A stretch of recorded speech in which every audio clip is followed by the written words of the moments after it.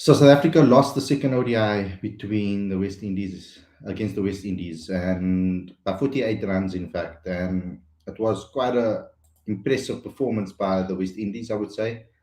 But also South Africa tested a couple of new players, a couple of debutants played, and it was quite a tricky game for them, especially with when wickets fell. So this is going to be a review show of the game.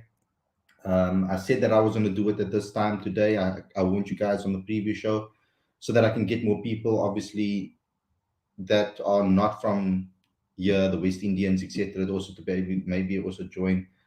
So let's get into it. Let's get this video started. The review show. It is a fan calling show, so you guys can call in as well if you want to have your say and give me your thoughts on the particular game as well.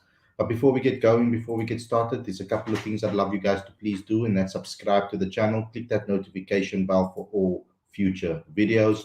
Also, download the latest issue of Cricket Fanatics magazine monthly. Every issue is 100% free, straight to your inbox every month. The link is on the screen as well as in the description. You can also become a patron today if you want to help us grow and promote South African cricket. Link is on the screen as well as in the description. And then like, comment, and share to get us into the YouTube algorithms so that we can obviously spread wider and further with regards to our content. And go to cricketfanaticsmag.com for all your regular updates. We will also have a look at TEMBA Bavuma's press conference and have a listen to what he had to say a little bit later on in the show if there's time. So without further ado, let's get straight into today's video.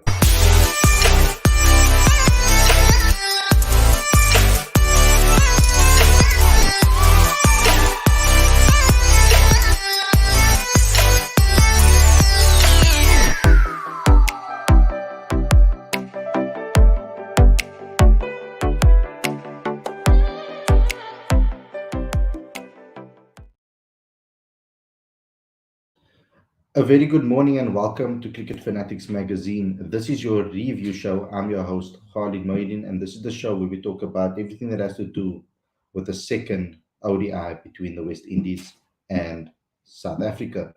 So, what happened? What took place in this particular match? Well, the most important thing I think that maybe decided this match was the fact that South Africa lost the toss. They lost the toss and they were put into bowl first, and they actually got off to a brilliant start. I would say with a couple of wickets, but not from the start. I would not right away off the bat. They bowled well in the first couple of overs, and then West Indies started easing up a little bit, and the runs started flowing a bit, and the first wicket fell in the ninth over, halfway through the ninth over, when Kyle Mayers was dismissed. Um, they batted quite beautifully, quite well actually at the beginning of this in their partnership, Brandon King and Kyle Mayers. I mean, 30 and 36 of 29 and 26 balls respectively. But it was Bjorn Fortuin that broke their partnership, taking out obviously Kyle Mayers, and then could see obviously with a brilliant delivery to take shot Brooks as well. And then again we had Bjorn Fortuin that gave them a great start again, taking in the 11th over, the first ball of the 11th over, he took the wicket of Brandon King. And it was 71 for 3, and South Africa looking like they were going to take control of the match. But Captain Fantastic Shai Hope, he took the game away from South Africa, and particularly with two key partnerships with Nicholas Pooran and Roman Powell. The two of them together, I mean, with the captain, really took the game away from South Africa. I mean, despite South Africa getting Pooran in the 24th over, thanks to Coetzee again, Powell did well to get him past 230 with his 46 or 49 balls. But it was the captain. It definitely was the captain. We pulled it back a little bit, but we got the game kind of went away from us thanks to Shai Hope. Shai Hope was brilliant with the bat. He was really key to watch. He was entertaining to watch as well, even if it is from a neutral's perspective, I would say. And he really looked good at the crease. But I have to say that we didn't bowl very well either. I mean, Ngidi never really got recovered from having a good start. When he brought in, he was punished quite a bit.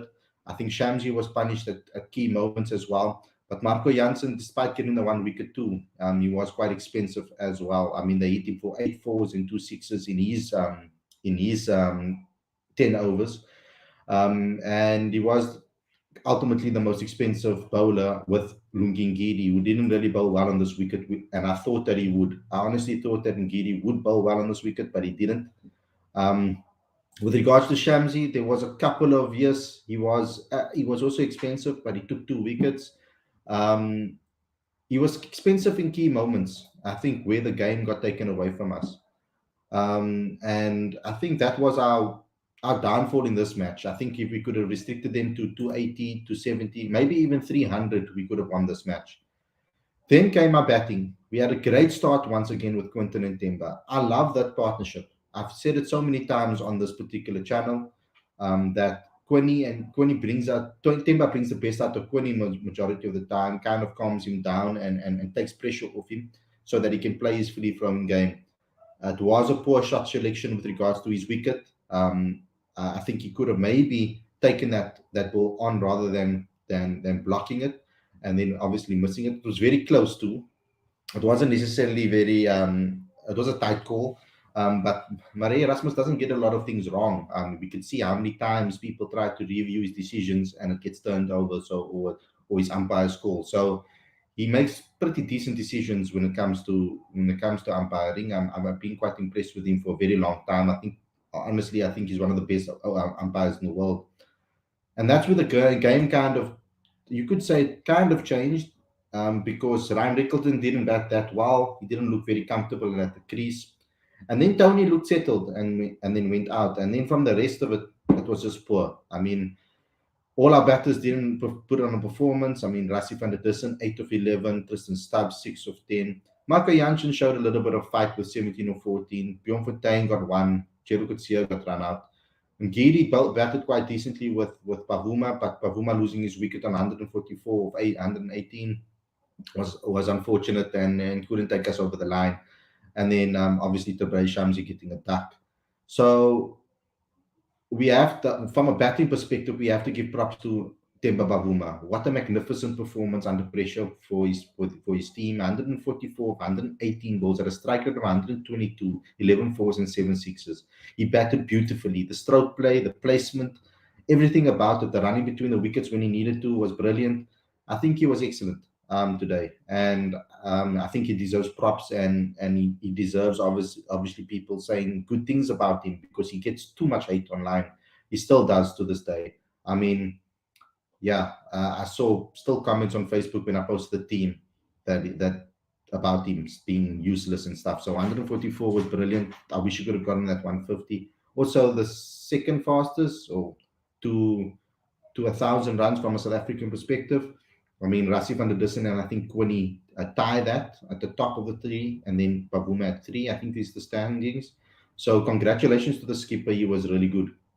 Before we get into the press conference and what he had to say, I just wanted to see some of your live chats and see what you guys have had to say. Official TV saying Stubbs is overrated. I think with our younger players, we need to be a lot more patient. I think we are too soon to want to give our opinions on players when they get their chance in international cricket. The step up is big between the two, between our 50 over game here in South Africa domestically and our international cricket. So I think we need to be a little bit more patient, allow these players to settle in, allow them to learn from the environment, allow them to learn from fellow experienced players before we jump the gun and say things about players, particularly Stubbs, Rickleton, Tony DeZorzi. These guys need some time in the team. We've got enough experience in the squad to be able to play those experienced players. We should be harsh on the experienced players, actually. The Rassie van der Dussens, the Klaasens, the Markrams, the Millers, etc. I mean, even Temba and Quinny and them. We need to be hard on those players when they don't perform, rather than being hard on the younger players that have just gotten their chances. I mean, it's a new regime. They need to settle in within the culture, settle in within the team, and try to learn from the experienced players. We shouldn't be so hasty to want to drop them and call them names or label them. They need some time. Because you could see a good example is the way everybody wanted Ryan Rickleton to play. Everybody was gassing him up on social media, saying that he needs to start. It's no brainer and everything. And he struggled with the transition into international cricket. He's played tests. His highest score is 42. He hasn't really settled in quite well. He looks a little bit like flustered sometimes at the crease. He'll take his time, and we need to be supportive of these youngsters when they get their chance. This is not about just getting players to perform immediately. Like I say on many occasions, it's not football. You can't don't just select a player and then he plays and he performs. So we need to be a little bit more patient. I'm going to ask for it more than once from our fan base at least. Let's just be a little bit more patient with the youngsters when they get the opportunities. Now there is ways of you identifying or analyzing a particular player's performance, and you can see that when how they're failing. How a player fails is also very important. Is it because of a technical flaw or is it because of a mental gap? That's the way you can check whether there is a player that is maybe not ready for international cricket, particularly if they have a technical issue that they can work on. Normally, if they're getting themselves out, like I feel Ryan Rickleton at the moment, he's kind of getting himself out at the moment. His shot selection hasn't been great, and he's fishing outside off sometimes. And I think that he's maybe so used to a program to be able to hit the bad deliveries away in domestic cricket because he gets it more often. In international cricket, and I think his eyes are lighting up when the ball is outside off. Sometimes it's a trap, and he needs to start analyzing that and seeing that. So I do think that it's kind of a mental game with regards to him. With Tony as well, I think Tony needs to is learning still how to adapt his game. He's a natural attacking player. He plays with a similar mentality no matter who he's playing against, no matter what team he's playing against. So generally speaking, what that means is he'll go out playing with the same way every single time he bats, whatever format it is. So what he needs to maybe learn is to adapt that because in international cricket they try to trap you, they try to set you up, and if they know that Tony comes out with a certain mentality and doesn't try to change or adapt, it's easier to get his wicket. So I think that adaptation in international cricket he'll learn as he gets more experience in an international game. Jason Holder says not the real Jason Holder, I think. I hope it was, but give Cape Markram captaincy. We lost to Bangladesh at home, now West Indies. We couldn't even win a series against Ireland with Bavuma as captain. I don't agree with you, bro, at all on that. I think it's fine for T20. I don't have any issues with Bavuma's captaincy. Bavuma didn't lose us this game. Bavuma didn't lose us this game, guys, and in my opinion. Poor execution from certain bowlers, as well as poor execution from the with batters, lost us this game. So to blame that on Temba Bavuma is unfair, and also to carry over what has happened under previous regimes is also unfair. We need to press the reset button properly and look at each particular game as it comes. So this game we did take risks with debutants as well, and the risk didn't pay off because you're going to have failed games when you're giving people opportunities. You can't just expect every single player just to hit the ground running as soon as they get their chance. The skipper in the form of his life, that's three international centuries in four games, ODIs and tests, long may it continue. Shay Hope is some player, agree with Lawrence 100%. The bowling was pathetic, especially from Ngidi, Jansson and Shamsi, who have played the most international matches compared to Fortuin and Kutsia. I mean, Fortuin and Kutsia were key for us. They were brilliant for us in this match. They struck at decent times. I feel that maybe Bavuma was pushed into bringing Fortuin back because he was getting wickets and maybe at the incorrect time, and then he got punished a bit. But Bjorn did his job and what was expected of him in this particular match, I feel. CSA trying to mess up Rassi van der Dussen career like they did with. I don't understand why you'd say that. I don't agree with that. CSA already messed up with Markram's career by batting him at number 4. Should bat in top 3. I can see that as well. In batting in the top 3, but domestically it doesn't open the batting for the Titans. I don't think so. I don't think in ODI cricket it's messing him up by batting him at 4. I mean, I don't see why 4 and 3 you are thinking that it's such a big gap. With South Africa, when we get a quick wicket anyway, it doesn't matter who's batting 3 or 4 in which order, in my opinion, because then the 3 and 4 kind of have to be openers when we lose early wickets. So I don't mind 3 and 4 for Aiden. I think that 3 and 4 is probably where I would play him. And Aiden hasn't been in the best of form in ODI cricket. I love Aiden Markram, but in ODI cricket, he hasn't really come to the party when it comes to being the player that we know he can be. I think maybe mentally he was maybe overthinking the game from what it looks like. And I think under Rob and with Shukri helping him out too with his mental game, he will come right. Poor Yanaman, that's the end of his career. I don't think it's the end of his career. Bavuma played as number one. Now all of a sudden he's an opener since even domestic Bavuma wasn't never an opener. So you clearly have an agenda against Bavuma, who scored 144 yesterday. Okay, Jason Holder.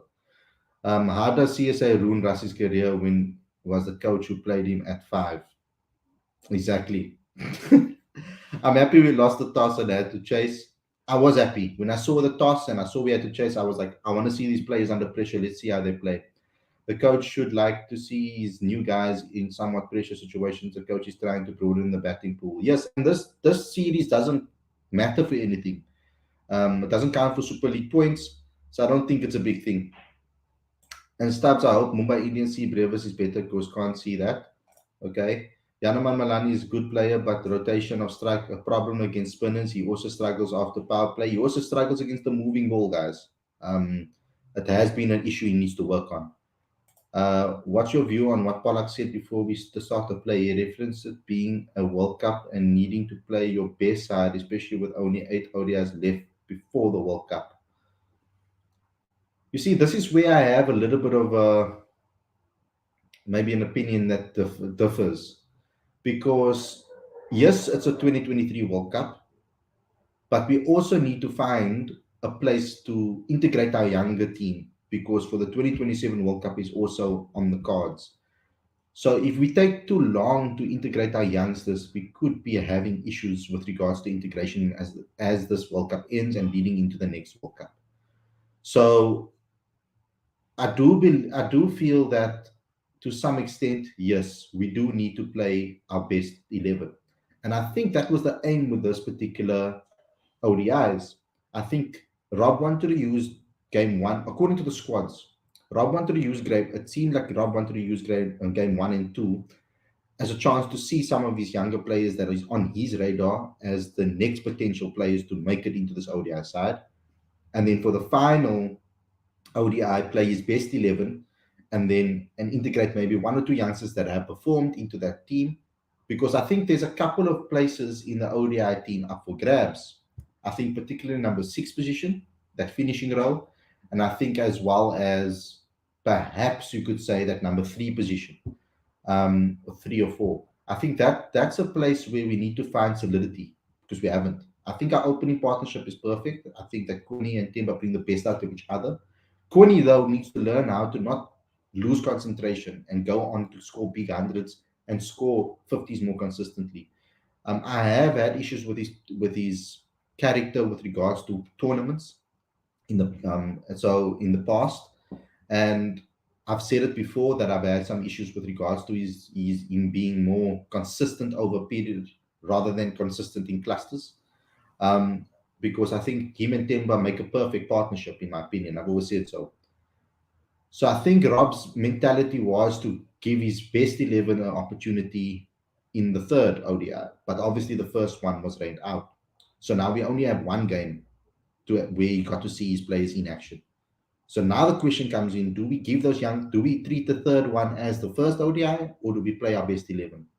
Um, I think Pollock's right from the perspective that we only have 8 ODIs left, that we need to start building momentum to the World Cup. I think that would be a smart move from South Africa's perspective.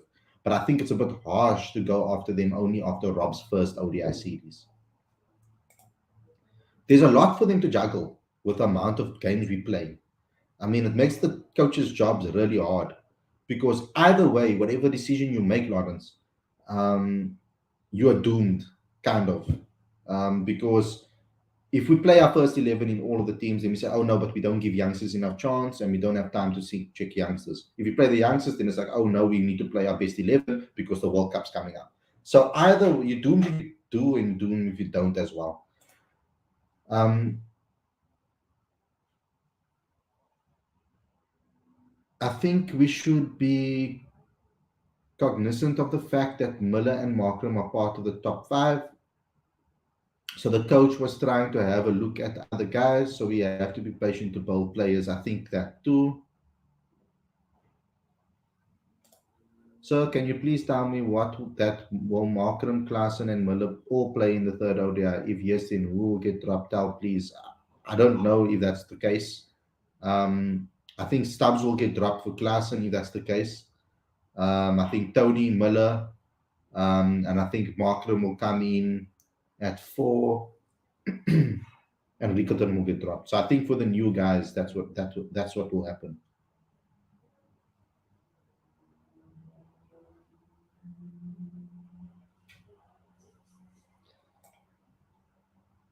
Um, Coaches know who the best 11 is. What happens if they get injured or suffer a loss of form? We need a bigger playing pool, and giving them experience is the way to go. Polly probably does not see that. Um, there's 8 games left before the World Cup. There's a way of widening the pool of players. Can't be trusting 4 debutants in a game. There's a way to do it properly. Yeah, there is. I don't think they would have played 4 in this game if we had the first game. Um, if the first game happened, I don't think they would have played all 4 in the second game. It was the only game for Rob to be able to see his youngsters. So I understand why he went with 4 debutants in this game.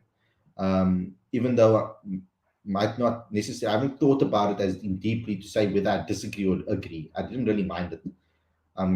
So I wanted to see what they can do. And also, Riza Hendricks got injured, so they were kind of forced into one of them. The next, I think Rinjo got injured, yes. And the handler was forced and was going to come in. If the coaching staff and management really has sense, then they must play Markram at 3 because he's like Coley. But Aditya, we also know that you are very, very pro Markram. So I want you to also be a little bit more unbiased in your opinions when you're giving them here. Khalid did the same thing before the 2019 World Cup. Never had a settled side, kept on chopping and changing, and that World Cup was disastrous. We'll have 4 years to go and build that 2027 team. There should be a blend of youth and experience, not the one extreme to the other. And I think the only reason it was an extreme is because of Riza's injury as well as the first ODI rating out. I think he would have balanced it a little bit more if the first ODI happened. I mean, you miss a whole opportunity to see a player in a game, and I think that is what happened. Isn't 45 games enough to build a settled side? Why do you need all 8 games? Mark Al making a decent point. So let's get into the press conference and see what Temba Bavuma had to say. Let's watch it together. I haven't watched it yet. When I do these reactions, I prefer not to watch it so that it's raw for me too. Otherwise, it's boring if I've watched it already and know it's coming. Thanks, Lucy. Thanks, Temba. Very well done. You seem to be in the form of your life, which is always a strange phrase for me because I think you might always be better for. But what do you ascribe all these runs you're scoring, in this season? What's going right for you? How's it, Telford? Hard for me to say. I think I'm obviously enjoying my cricket at this point in time. I think my mind is just a lot more clearer as to what we're trying to do, how we're trying to do that. Feeding off the confidence that I'm getting from the players as well as the new coaches. I think I'm just enjoying my cricket, to be honest. So I've got an opinion on this, and you guys can tell me if I'm right or wrong, but this is just from observation and watching the transition and listening to what Temba said in press conferences. In one of Temba's press conferences, he specifically didn't mention Voucher having an influence on his career over the last couple of years. He said the last coach that he had a good relationship with was Enoch at the Lions. And when Shukri came in, we know that he had conversations with Temba Bavuma, probably about the captaincy first, and as well about in the ODIs, we saw footage of it, of them having a long chat together. I do think that Shukri had a major influence on Temba's self-confidence and his belief and his mentality. I think it's clear to see that, because even after that, that pay got in Pretoria, and I asked the question, I like the fact that Shukri was defensive of him and backed him in that presser, because that shows to me that the coach has his players' backs and he cares about their mentality. And with all the hate and all the hectic criticism that Temba gets online, that he obviously will see, he can't escape it even if he stays off social media. Someone will WhatsApp him, someone will send it to him, someone will show him the things. So and people will talk about it. So there's no way to escape it. And when horrible things are said about you like that so consistently, there is at a point you're going to crack. You can have a solid foundation, as solid as you want. Eventually, it will crack. Even vibranium has a weakness.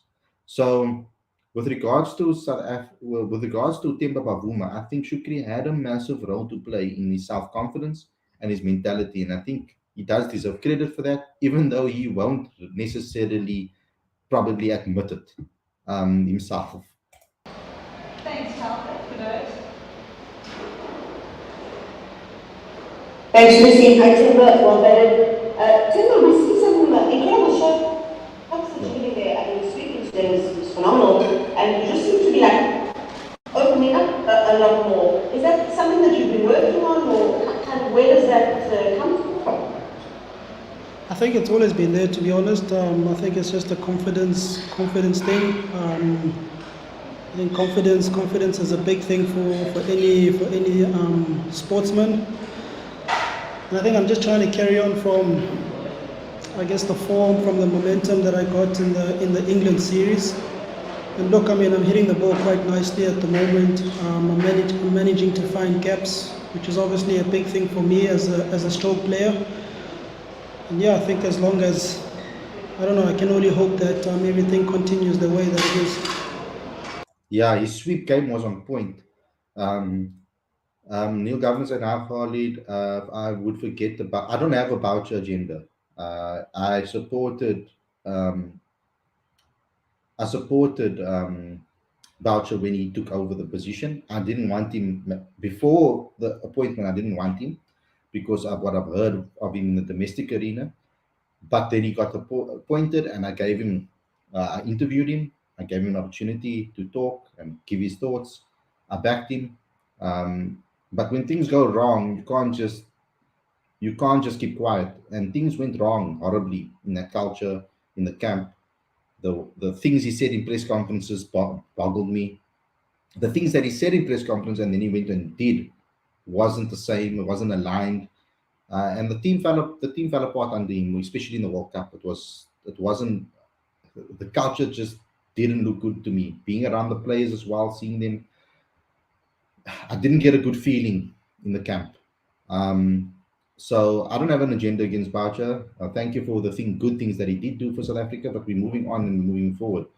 I'm just speaking out on what Bavuma said to try and analyze where his confidence came from, because his confidence had to come from somewhere, and there was a direct relation to when Shukri came in and Bavuma's performances.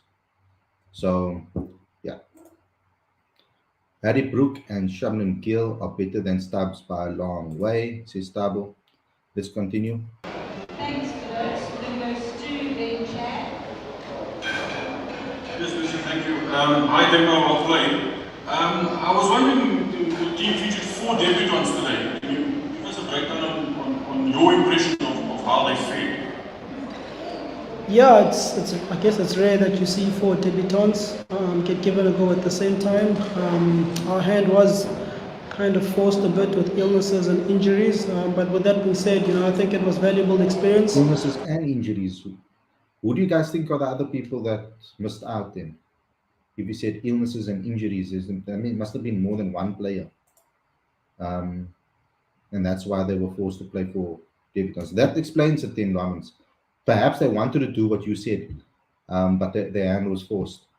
Let's just see here quickly who else could have played. Magala. And okay, obviously we know about Riza. So with regards to the batting, they probably would have only given one of the batters an opportunity, either Tony. You see, Tony looked a lot more prepared than Rickleton did. So I think they probably would have played Riza and not Ryan. And with regards to Magala, I think Magala would have probably played. So yeah, perhaps they were a little bit forced with regards to that. For those young guys who came in, I thought a guy like Gerald Kotsia, he bowled there we quite go, well, Magala, bowled with good Riza. aggression on a wicket that didn't really offer him, that usual pace. Well, that explains it, Tim. That explains it.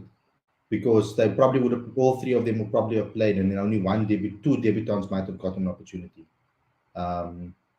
So that explains it. And bowls that he's so accustomed to, and I think guys like Tony as well. He came in at a tricky time.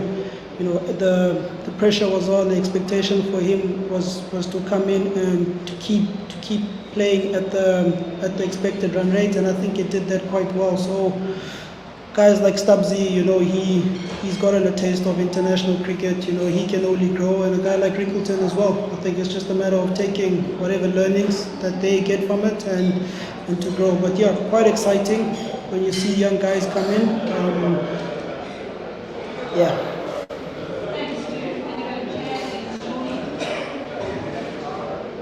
Thanks, Lucy. Hi, TEMBA. Congrats on a superb knock. Just a general question. Stu actually asked my question, but where would you say when you performed today? Was it both as much bowling as it was the batting, or is there different factors you can point towards for the result? I think if I look at the batting, you don't want to be losing 3 quick wickets. That's criminal in a run chase, and I think we lost a couple of those wickets in the middle period, and I think that kind of broke our momentum a bit. So, that's definitely where I'd be looking at from a batting point of view. And then I think from a bowling point of view, I think again it's just game plans, probably just adapting to the conditions a lot better, trying to be one step ahead of the batters. I think with that being said, a guy like Shai Hope, he batted quite well. I don't think he missed time or missed one out of the middle, and he really put our guys under pressure. But like I said, I think this is a big learning curve for the guys, and we hope that they can keep getting opportunities like this, so they can keep honing their skill. There's no other place to learn about international cricket but by playing international cricket.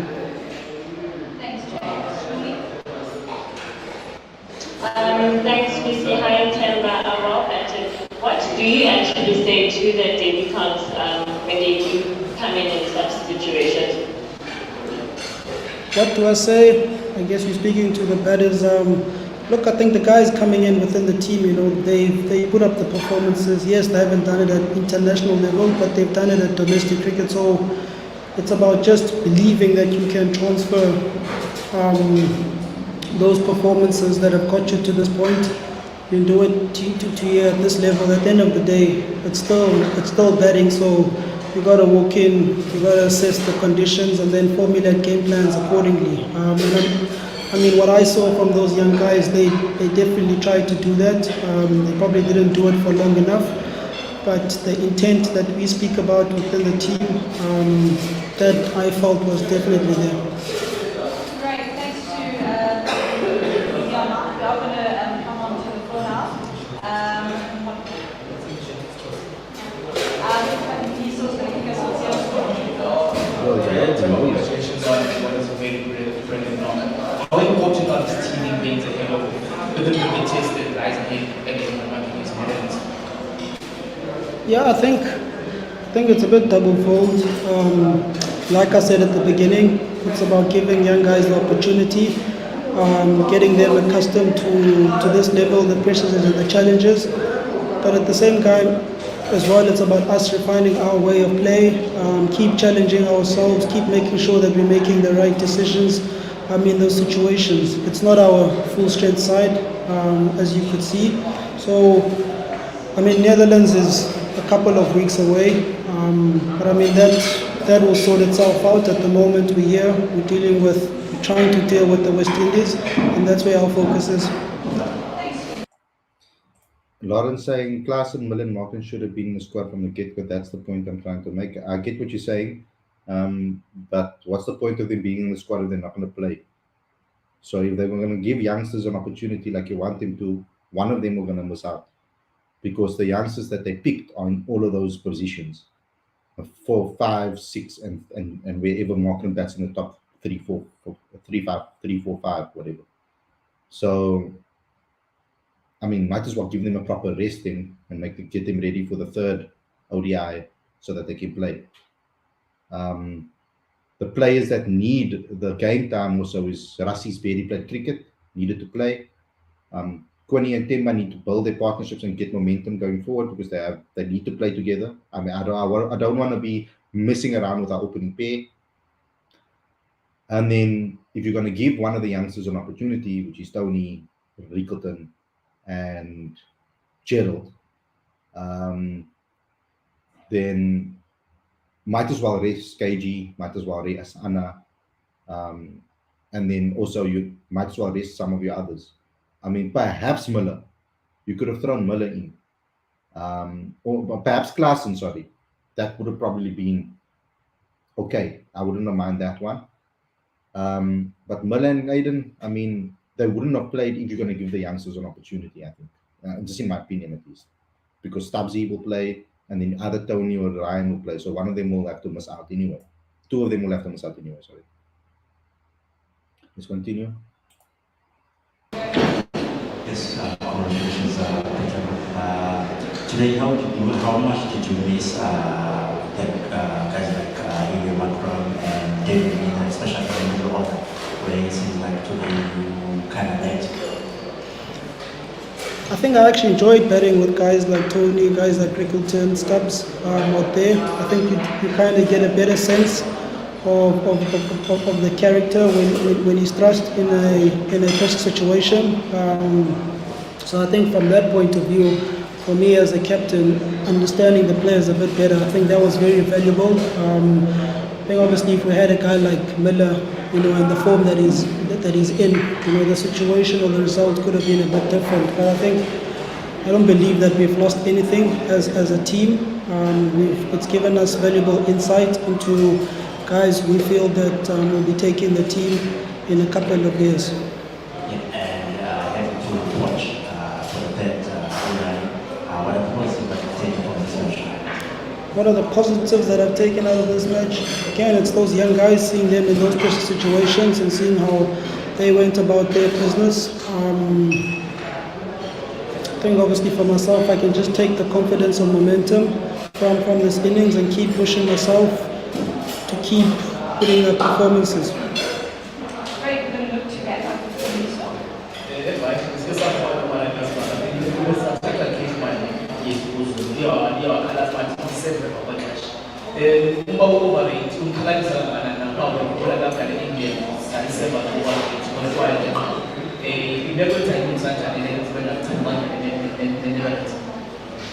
Ukubona kwami khanye sengathi silungisile ngoba i-overrated ibinhle kulo mdlalo, so angiqondi uba ikhona ingxaki apha. Into esincedileyo apha sinabantu sibenabo babini, abantu abanjengoshamsi noBeyond, so besiyazi ubana besoba nalo ithuba ukuba sibuyise izinto. So ngehlobo ndibona ngalo mna akho nto ikhalelayo.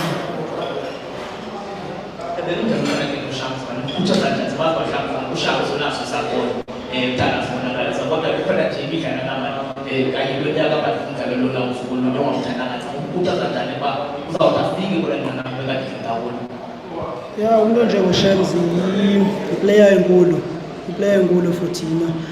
UShamsi ngaba abantu abakwazi ukujika igame, kuthiwa zi-match winners xa seyiphumsha. And ibalulekile ke abantu abanjeyana funa ukubanika olathando, ubanike labo bazive bana babalulekile kwiqela lethu. Zezo ncoko ke bendibana ndibanazo noShamsi, ndibana ndimkhuthaza, ndibana ndimkhumbuza ubana unayo laa nto yokubana akwazi ukujika igame. Yeah, I wish I could understand that. Honestly, I need to learn. I'm willing to, so I need to learn. I keep on telling myself that I have to, but I need to actually do it, not just talk it. Let's get into a couple of more comments. I like Markham as a player, but ODIs he hasn't been shown consistency, so it is better to look at who is next in line. Says Sebo. You can't drop Markham at all, regardless of stats, says Aditya, and that's clear to see why. And another question: why is Verena is being ignored by the coaches? Do they like him? Because I feel Verena. There's an issue with Verena, from what I've heard from people and coaches, etc. There seems to be an issue with coaches have an issue with Verena's technique outside off, and the fact that he doesn't move his feet much. I think from what I've heard, they feel that he's going to get caught out and figured out quickly if he doesn't change. So that's the reason why Carl Verena isn't there. Congrats on Temba for his fantastic performance. Good learning experience for those youngsters in the team. This is how you learn. Slow over it was a problem in this match, so we could not do it in the Netherlands series. Avoid docking the points. Chepiso, I agree. I think Chukri is a very good coach, but I disagree about Markram. He is world class. No, Markram is world class. I've always thought so. And Markram with confidence and in the right environment is a different player. So that's why I think they kind of have to also press the reset button with Aiden Markram in a way, because I don't think he was getting his best work. We weren't getting the best, or Baucho definitely wasn't getting the best out of Aiden Markram. I don't think that they seemed. I don't think it seemed he seemed to be getting along with that environment. That's the problem. How did you see the article about what Robin Peters said about the domestic setup? I did not see that article. Neil Governor, thanks a lot with another super chat, brother. Shukri always will back Markram. Shukri will. I mean, I knew that he would back Markram already before the time. I mean, he's a fan of Markram and the way he plays. I mean, Markram's talented, extremely talented. And yeah, I've always, like I said, I've always been a fan of him, and I always knew that he had it in him. He just needed to do some. He just needed to find a synergy mentally within himself to try and understand his game a lot better, so that when he delves into slumps, he works his way out of it. Guys, thanks a lot for tuning in. I hope you guys enjoyed this episode. Please don't forget to subscribe to the channel. Please don't forget to click that notification bell for all future videos. Also, what I need you guys to please do is download the latest issue of Cricket Fanatics magazine monthly. Every issue is 100% free, straight to your inbox every month. The link is on the screen as well as in the description. What I also would like you guys to do is to please help us promote and grow South African cricket by becoming a patron today. The link is on the screen as well as in the description. And go to like, comment, share, and subscribe. Also, like, comment, and share to help us get into the YouTube algorithms, and so that YouTube shares our videos amongst a lot of more cricket fans in South Africa. Then I would also love you guys to please go to cricketfanaticsmag.com for all your regular updates. The link is on the screen as well as in the description. Robbie P was critical of Dave Richardson, citing that no domestic coach was involved in the domestic structure.